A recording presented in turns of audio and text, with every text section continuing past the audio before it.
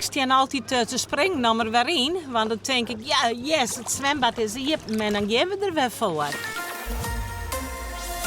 Met goed 20 graden op de thermometer kan de zwemklien weer uit de kast hellen worden. In Rusteveen zie je een soort mensen het wetter alweer op.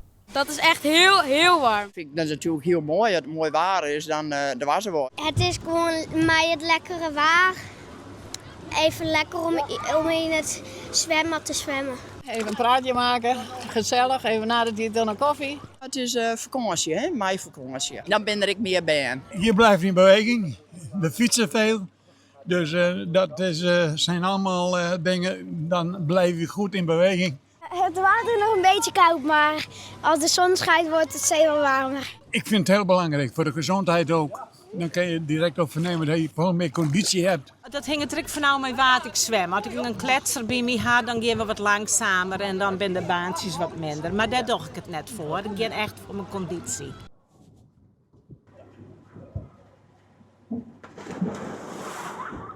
Het allerleukste aan zwemmen is gewoon dat je met elkaar kan spelen en lekker een beetje van de glijbaan af.